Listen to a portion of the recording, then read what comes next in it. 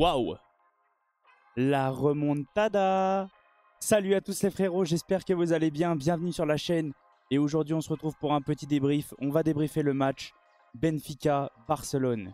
Et sincèrement, c'était un match stratosphérique. Mais avant toute chose, merci à tous ceux qui vont liker, commenter, partager et s'abonner. C'est grâce à vous que j'en suis là.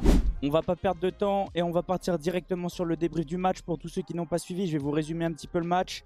Mais avant toute chose, pour tous ceux qui parient, faites attention parce que les paris sont dangereux et on le sait tous. Pour tous ceux qui ont moins de 18 ans, les paris sont interdits. Quel match! Mais quel match! C'était exceptionnel, c'était incroyable.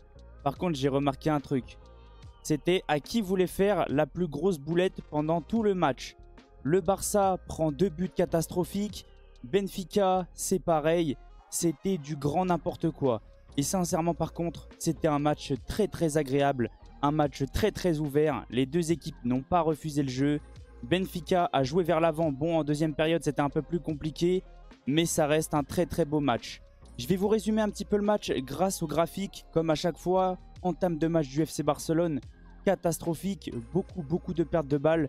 Ce qui laisse la chance à Benfica d'en profiter et tout simplement de marquer. Le Barça arrive à revenir sur penalty un partout. Et là, oui, il y a une très grosse faute. Beaucoup ne l'ont pas vu. Mais Baldé se fait marcher dessus. Le Barça continue à pousser. Mais Szczęsny fait une sortie catastrophique. Je ne sais pas ce qu'il fait Szczęsny. Et ça, je vais vous en parler pendant toute la vidéo. Pourquoi Hansi Flick met Szczęsny et pas Iñaki Peña? Alors oui, je suis d'accord, des fois Iñaki Peña est bancal. Mais là, le souci, c'est que Szczęsny n'a pas de rythme et n'a pas de temps de jeu. Donc là, Szczęsny n'aurait pas dû jouer ce match-là. Et on recommence une deuxième fois. Alors là, c'est très limite.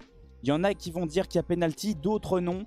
Moi, je veux pas non plus prendre de risques et je vais pas dire n'importe quoi, donc je ne sais pas. Parce que Szczęsny fait encore une sortie catastrophique. Le souci, c'est que le joueur de Benfica saute au-dessus.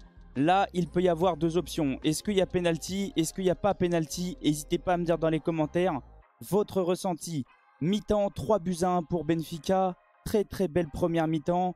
Coup d'envoi de la seconde période. Et là, on sent un Barça avec de nouvelles intentions. Un Barça qui pousse énormément.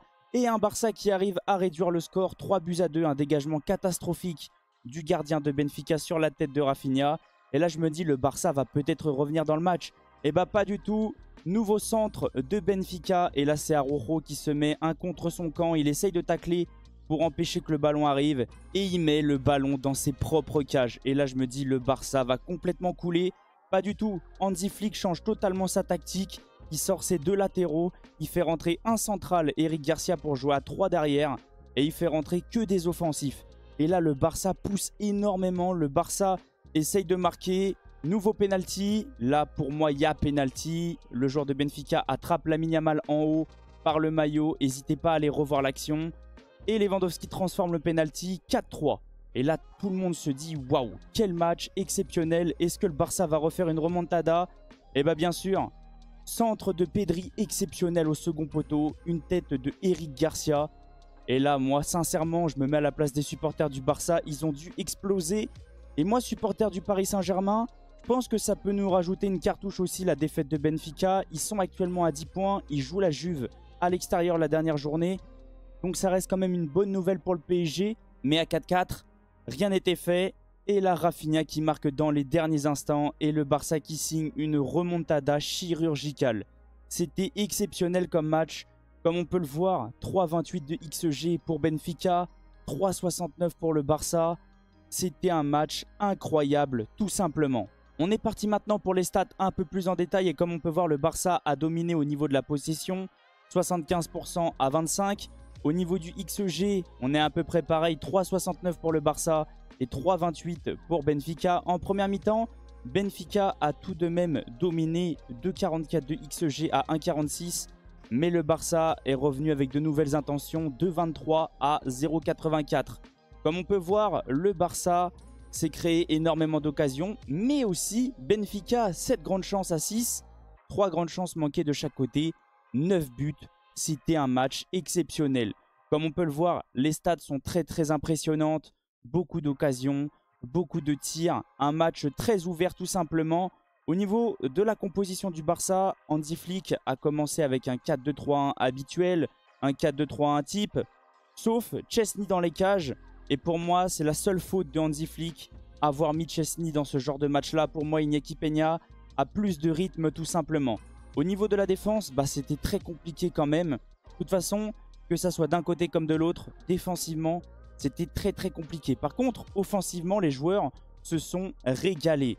Araujo met un but contre son camp. Cubarsí, mauvais placement sur le premier but. Szczęsny, catastrophique sur ses sorties. Baldé fait un match plutôt intéressant quand même. Il va chercher un penalty. Donc c'est peut-être le seul des quatre. Koundé, je ne l'ai pas trouvé trop dans son match malgré tout. Au niveau du milieu, Pedri fait encore un très gros match. Lui qui est encore là pour une passe décisive exceptionnelle au second poteau pour Eric Garcia.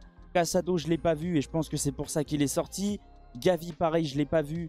C'est pareil, je pense que c'est pour ça qu'il est sorti. Rafinha fait encore un énorme match. Lamine Yamal aussi qui va chercher, qui va créer, qui va chercher beaucoup d'occasions, qui va chercher un penalty. Lewandowski, très compliqué son match, mais il est là pour marquer les 2 penaltys. Donc offensivement, que ça soit d'un côté comme de l'autre, c'était très intéressant. Au niveau de Benfica, Pavlidis fait un match exceptionnel. Je m'y attendais un petit peu, mais pas autant. Triplé, il fait un match incroyable. Offensivement, bah, y a des bons joueurs. C'est très intéressant. On le sait, Benfica est une très belle équipe, est un très bon club formateur. Ils arrivent à former des joueurs pour les revendre. Même en vendant beaucoup de joueurs, ils arrivent à garder quand même une équipe très cohérente. Maintenant, on va parler du classement. Et sincèrement, bah, le Barça est assuré d'être dans le top 8. Très bonne nouvelle pour les Catalans. Au niveau de Benfica, c'est un peu plus compliqué. Parce que pour le moment, bah, ils ne sont pas encore qualifiés. Ça va se jouer à la dernière journée en fonction des résultats du Dynamo de Zagreb, du Paris Saint-Germain, de Manchester City, de Celtic. Je ne sais pas encore si Benfica est assuré d'être qualifié. Pour le moment, je ne pense pas. À voir qu'est-ce que ça va donner. Je ne suis pas mathématicien, il y a beaucoup trop de calculs, beaucoup trop de choses à prendre en compte. Mais sinon, bah, c'est une très belle Ligue des Champions. Ça part dans tous les sens. Il n'y a que des surprises.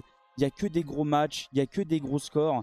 Mais ce match-là, il va rester très longtemps dans la tête des supporters du Barça et de Benfica. Mais même des autres supporters parce que je suis ni pour l'un ni pour l'autre. Mais regardez ce genre de match-là. C'est exceptionnel. Le Barça signe une nouvelle remontada. Ce club-là est fait pour ça tout simplement. Ce club-là est incroyable parce qu'à chaque fois, on peut se dire que c'est totalement terminé. Et eux sont toujours là pour dire non, t'as menti, c'est faux. On est de retour. Waouh, incroyable ce que le Barça vient de réaliser. En tout cas, n'hésitez pas à me dire dans les commentaires qu'est-ce que vous avez ressenti du match. Si je dois mettre une note, je vais mettre la note de 9 sur 10. On n'est pas loin du 10. Je ne mets pas le 10 parce que pour moi, il y a des buts un petit peu bizarres, un petit peu catastrophiques. Mais au niveau du résumé, au niveau de comment le match s'est déroulé, le 9 sur 10 est totalement mérité. Merci à tous ceux qui sont restés du début jusqu'à la fin. N'hésitez pas à liker, commenter, partager et vous abonner tout simplement. C'est grâce à vous que j'en suis là. Et on se retrouve demain pour le débrief du Paris Saint-Germain en espérant que j'ai le même sourire tout simplement et que le PSG assure la qualification. Passez une excellente soirée. Ciao les potes. Waouh le Barça.